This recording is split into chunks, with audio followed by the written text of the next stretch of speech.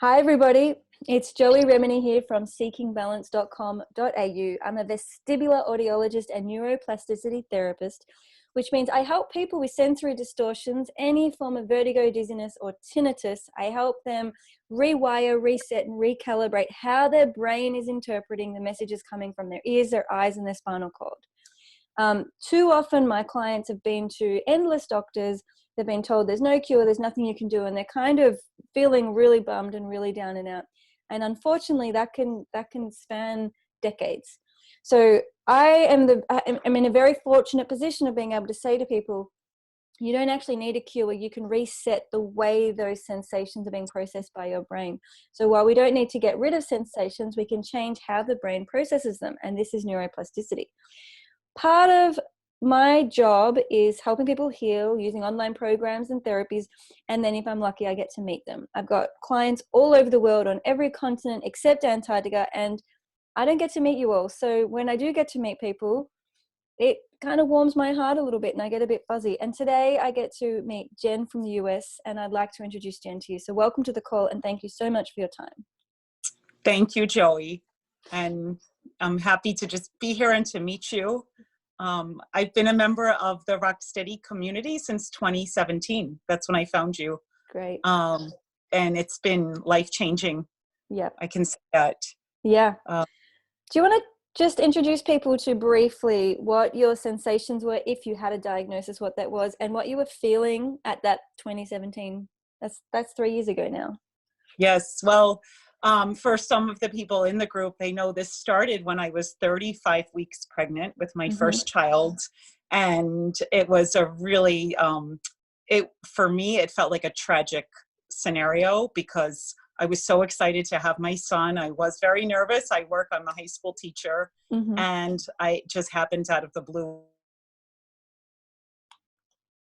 wasn't able to work.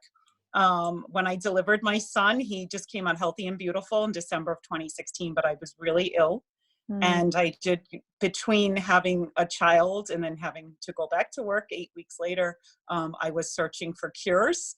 I did vestibular rehabilitation. I went to many doctors, and it was deduced that I most likely did get a viral infection in my ear that caused eustachian tube dysfunction. But that is just, again, it was a speculation. So I searched very, very hard. I went through a lot of really dark moments and moments that I am never going to feel better or be able to function as a mother and as a human. And I found Joey after endless Google searches in 2017. I think that's when you started to really upload, at least when I was finding a plethora of material. Actually, I think I just launched online in 2016, and everything I did was a very quiet, soft. I didn't do any big, loud launches. So you did very well finding me early on. I felt like it was serendipitous. And of course, it still took me a while. I did go to doctors, and then I gave up, and I went to doctors, and I did have people in the healing community who were a bit more holistic helping me. And that really some of the advice I got was very similar to yours, Joey, was just to really rewire the brain.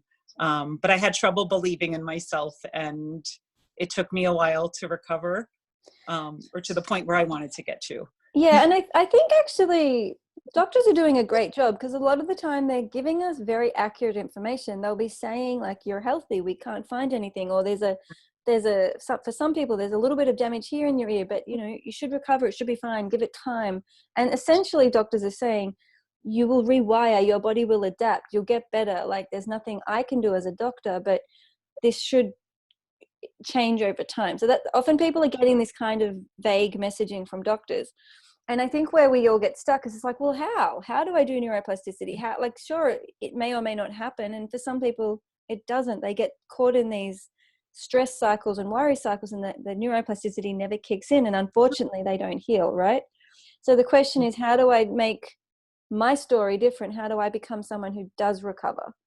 And that's, I think, where the Rocksteady community comes in, is we have a very, very, very strong focus on healing. And our Facebook group is exclusively on healing. How did you go with, you were in the Facebook community for a while, it sounds, before you joined Rocksteady program. Is that true? Yes, I did the 7-day program, and I did, I was in the Facebook community for a while, but part of my hesitation with really joining and doing any of the programs was I didn't have belief in myself. So I thought, well, if this fails, then nothing, what else is there out there? I was still in that mindset. So I said, okay, if everyone is saying this is going to help so much, and if it doesn't help me, well, then I'm a failure. And that's it. And I don't deserve to heal. And I think a lot of us in the community have felt that way internally without even realizing it, that those special people heal, but not me. I can't do it. Totally. I've even had those beliefs. And that it really comes down to that core belief of I'm not good enough. There's something fundamentally wrong with me. I'm broken. Like everybody else is fine, but I'm a phony. And so I've got to fake it. I've got to pretend, because deep down, if people know who I really am, I'm broken and I'm abnormal. And like, I'm not going to heal because I can't. I'm actually inadequate. So this story and this conversation, I promise you, almost every human being on the planet has had or has gone through at some point. And it's a real tragedy when we believe that.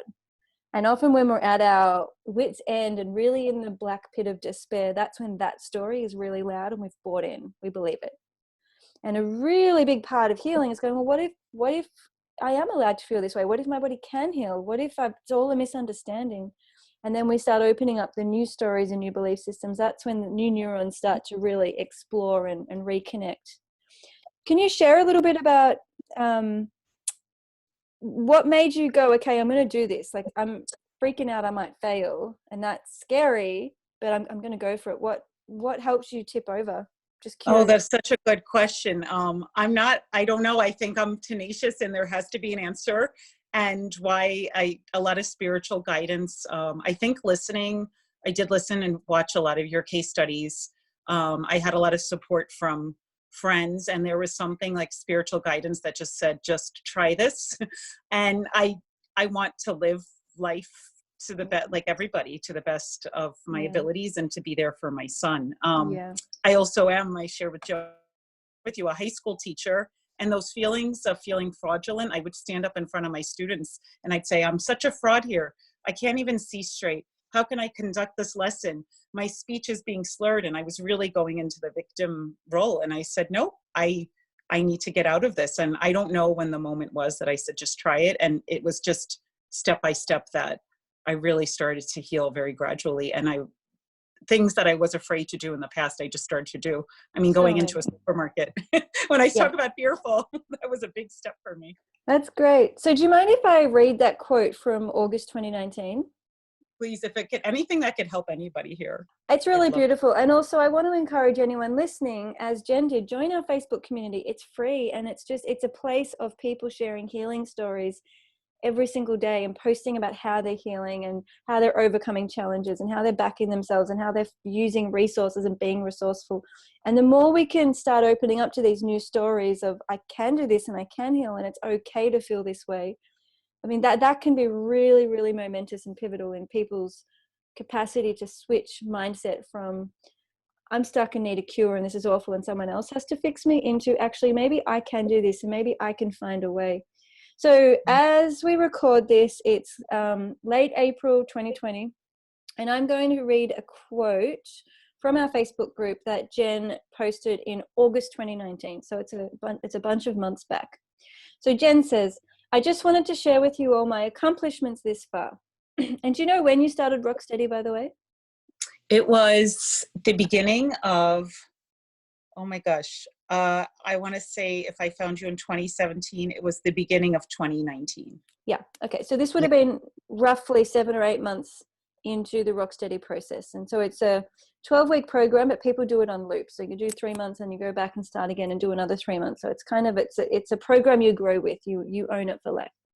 So 8 months in, Jen says, last year, I never thought by this time I would have traveled abroad, gone back to the gym regularly, written more than I have in the past few years, read a book on a topic that didn't relate to my condition, and now I read whatever interests me, and reconnected with so many friends while providing them with emotional support. The biggest milestone has been being physically active for my 2.5-year-old son, my gift, beauty, and joy, while being able to support him, comfort him, love him, play with him, cook for him from scratch, another feat. And just to be the mother that I envisioned myself to be. I have less and less not quite right days, but when the moments do arise, I observe and ask myself with curiosity, as Joey suggested, what is my body communicating to me? Another huge milestone for me is learning how to love myself and appreciate my gifts, exclamation mark.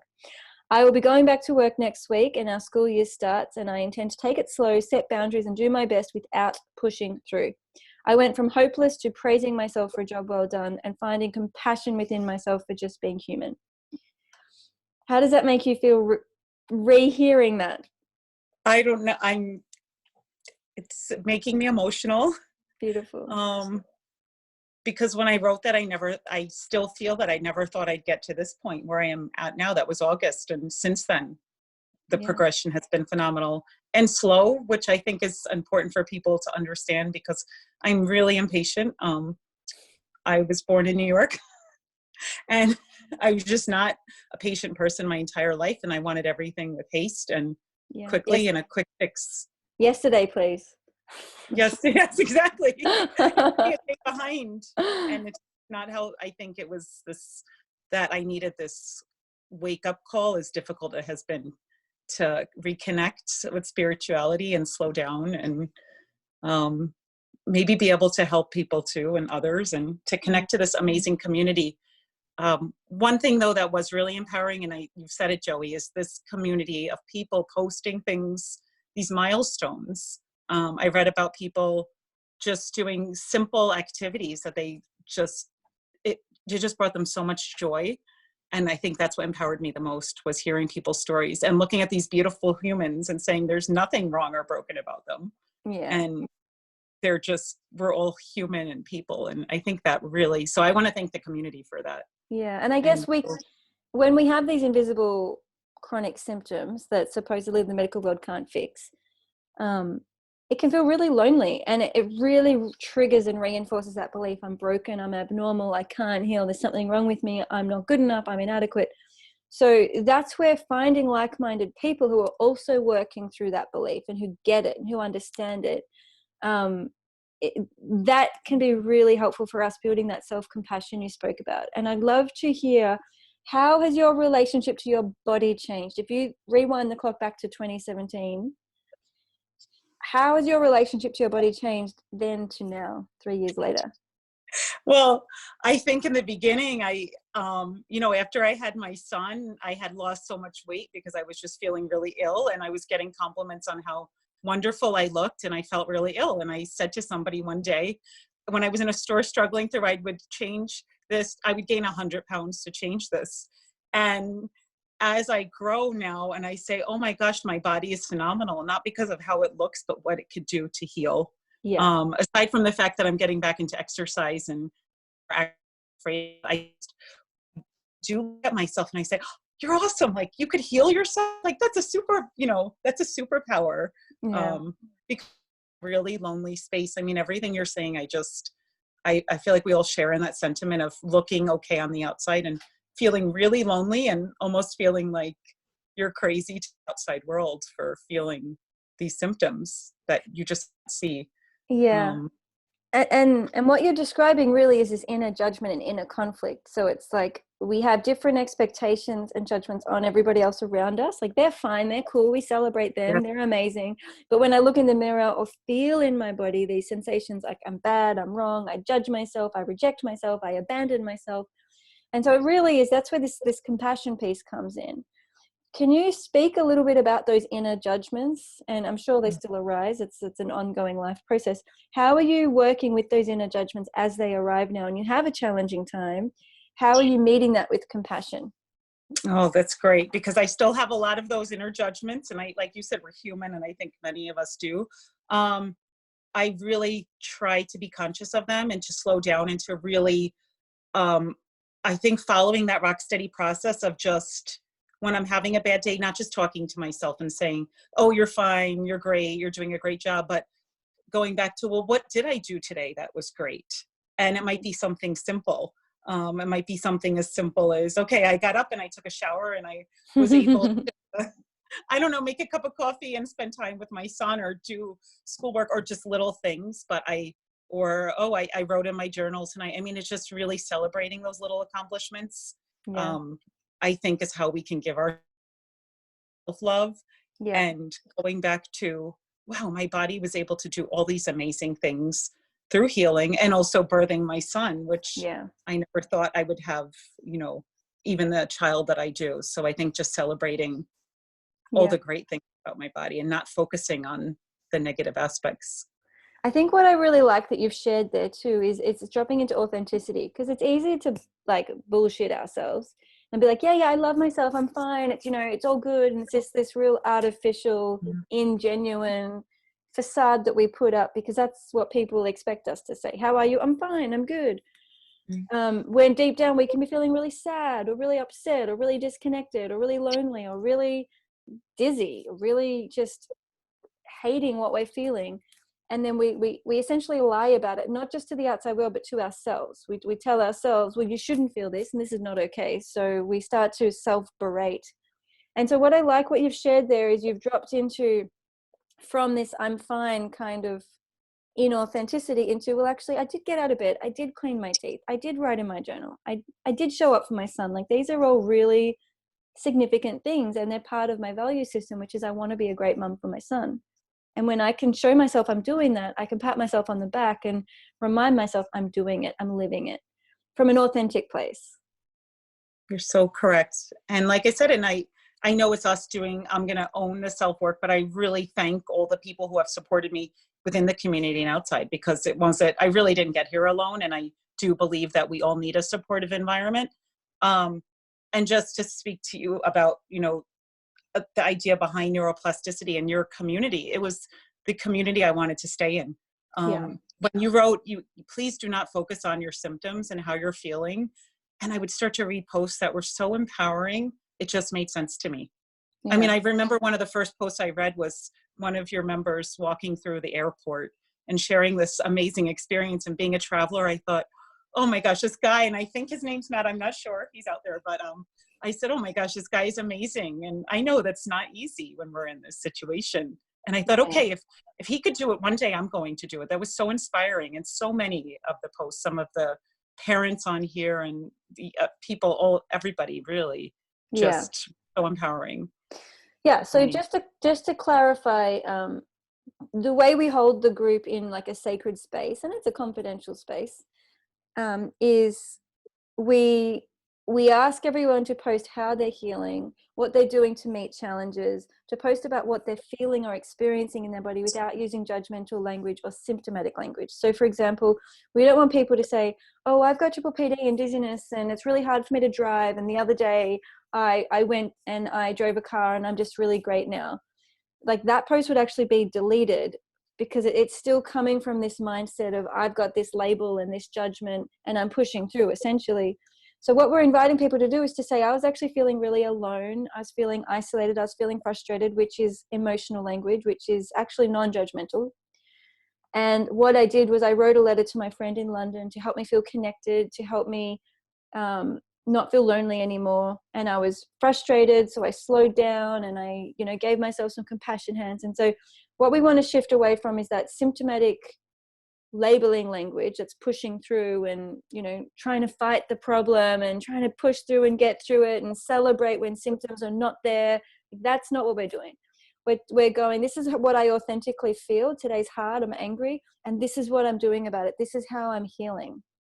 So it's really great practice in reading post after post after post of people being authentic and moving, not only celebrating wins, which is the fun and easy part, but actually, how can I authentically move through a challenge? Which brings me to my next question. How are you going with COVID-19 in New York? And I know this can be something we all need to breathe through and support each other globally, but I also don't want to have the elephant in the room. How are you going with the emotions arising in this climate? We must be reading each other's minds, because just now I was thinking that yesterday was just a really difficult day and I couldn't pinpoint emotionally. We did lose a friend to this, and because I'm a teacher, I know many of my students going through hardships with their friends and family and living right outside of New York City. It's around us. And it was a really difficult day. And I think I just did everything. I took out my toolkit and I did the healing hands compassion meditation. And I just went through the feelings and I said, this is normal. This is grief. People are feeling grief in different ways, and that we have to honor those feelings. And really, Joey, I'm just telling you this honestly, like your words really resonated like so much about like just honoring those feelings, not pushing them aside and just really working through it. And then of course I started in, oh, well, I'm not feeling so great today because of X, Y, and Z. And I said, nope, this is normal. This is normal to feel grief. This is normal to feel sadness. This is normal to have a bad day. And we have to honor those feelings. So it's been really difficult being around it. And I think that just globally, we're probably all feeling, you know, grief, like I said, in different ways. And it's been difficult. I'm very fortunate that my nuclear family here, my husband and my son, that we're able to be home and work from home. And I try to honor that and get out and connect with nature as best as we can. We're in a suburban environment, but we do have a nice yard and some trees, and just to really, really just take the time to, I mean, it's spring here. So to look at the growth and the rebirth and the blossoming and realizing that every day is a gift. Yeah. And toddlers will teach you that, and babies. I know. Right? It's I know. so amazing. So amazing. And I think in this COVID-19 pandemic, which globally we're all having to, I suppose, ask ourselves questions, change our day-to-day behaviors and actions. And for some of us, that it's highly stressful, a lot more fear. People around us are potentially dying, or people we know. And at the same time, I think it does also give us opportunities to say, well, what really matters? What's really precious? What do I really need? And how much do I need to get in the car and buy this thing and do that? It's just so interesting when it comes back to what's essential, which is something we actually study in yoga. And santosha, which is the Sanskrit word for contentment, is a practice. It's not something we're born with. We practice contentment by telling ourselves we have enough. It's by focusing on the essentials and being content with what's essential. Nothing more is needed. Not an extra word, not an extra breath, not an extra mouthful of food, not an extra footstep. Like, it's enough. And it really takes us to a new place of inner peace when we can meet this contentment. And I think part of that is also going, yeah, it's okay to feel grief. The world is changing, communities are changing, processes are changing, systems are changing. Change is difficult. People are dying. I'm not more sick right now. I'm experiencing grief, and that's normal. I'm allowed to be tired. I'm allowed to be heavy. I'm allowed to be lethargic. I'm allowed to feel these sensations in my body. I'm human. And and it's really interesting how so many people in our community will say, I thought I had to be happy and good and strong all the time. Like, there wasn't room for this ebb and flow of human feeling. And that's what we learn. I can relate to that. Yeah. And so that's what we're learning to make space for. And rather than push through and pretend and be the phony, is go, well, how can I own this, process it, not dump on other people, but actually move through it myself and experience it and free myself up so I can still be there for other people, despite feeling angry or frustrated or lonely or whatever it is going on, which it sounds like you're doing beautifully. So I celebrate you. Thank you. And look, every day is different. So I want the community to know I'm definitely not superhuman. I'm a work in progress, as we all are.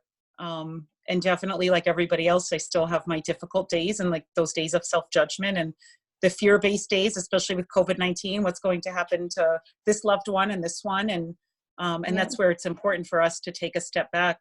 I think the one gift that, if I could say gift, that this condition has brought, at least for me, this vestibular condition, was really taking the time to slow down and reflect on what's important. Before even this global pandemic, there was just things, the little things that I had taken for granted, that when I was able to do them, I went, wow, I can do this and I don't need X, Y, and Z.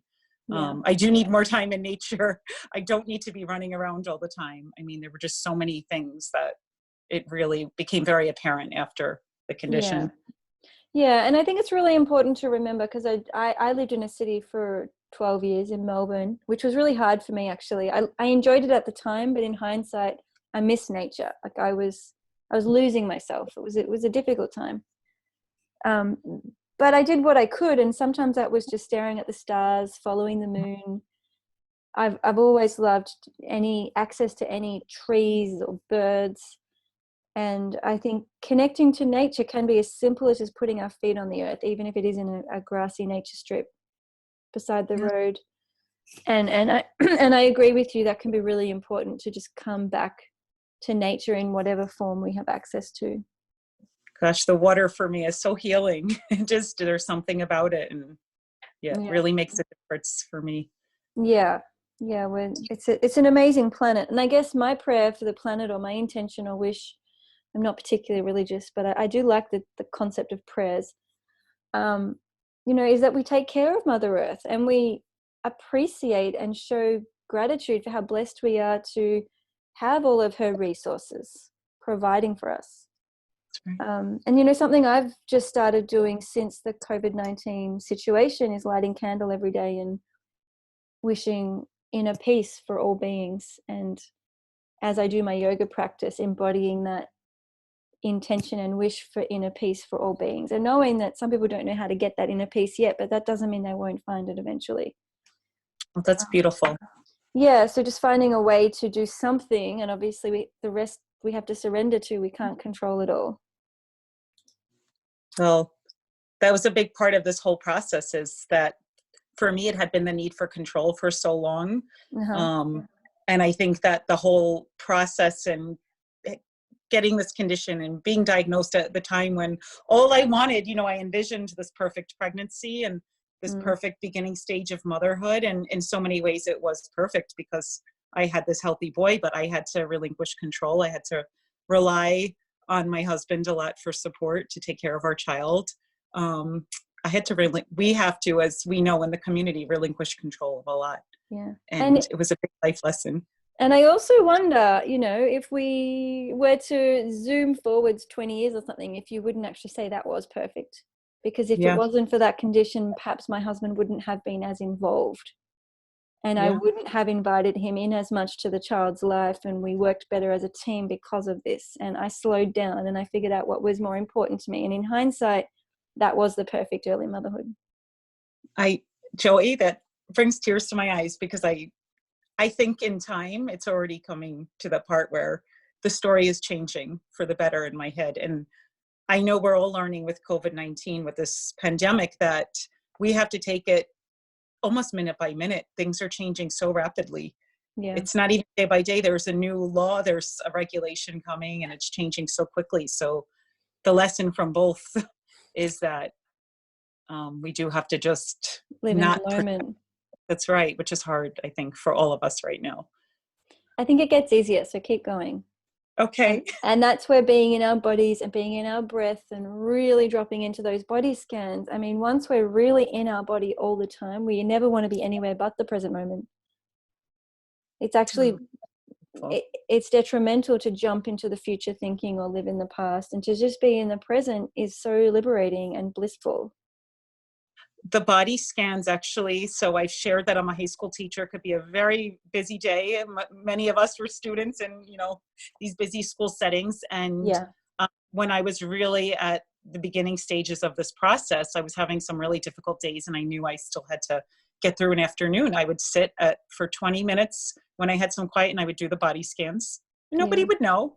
I could just sit quietly, and they were really life-changing because they were so simple.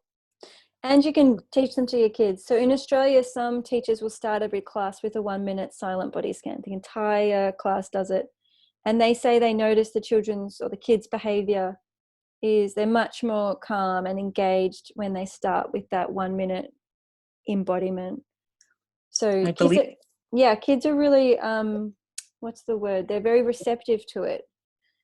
And it's so good, because when I was little, we climbed trees and dug holes and floated boats down water drains, whereas these days kids are really on screens a lot. And so getting back into their bodies is something they crave and they want, and they need guidance. Yes, they do love that. It has changed the way I handle my classroom. I will tell you that. I do try to get into the meditation and slow things down and try to focus on what's important as best as I can.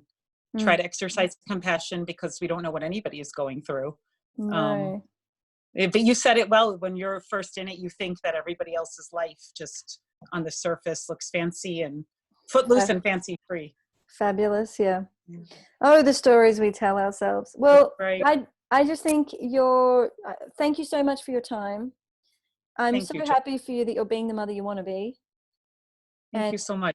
it's incredible that you're working and you're juggling life. You're doing it all. You're living in a pandemic, being a teacher, being a mom.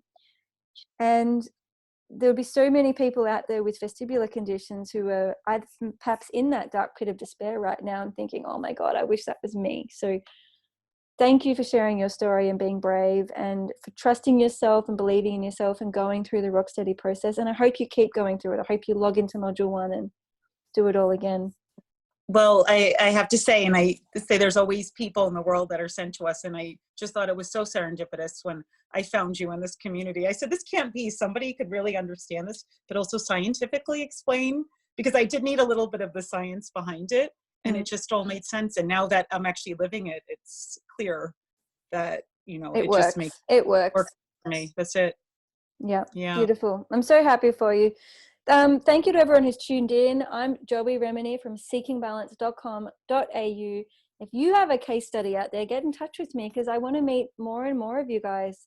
Thank you so much, Jen, for your time. You've got a very lucky little son there who's going to have some great skills coming through you. Oh, you're so, thank you, Joey. Thank you. And same with you and your baby. Yeah, my little baby. So let's all just take a breath together and just honor and acknowledge there's some big emotions going around the world right now. And it's so important that we slow down and feel it and really feel it, because pretending and being inauthentic is not going to help the earth. It's not going to help ourselves. It's not going to help our communities. And suppressed emotions can really trigger symptoms. So learning to feel and process those emotions is a huge part of healing. So I just want to encourage you all, if this is resonating with you, jump onto my website. There's lots of support and programs and offerings. And I hope everyone who needs it can get the support they need and find what they're looking for. So it's a little bye for now. And thank you so much, Jen. Thank you. Take care.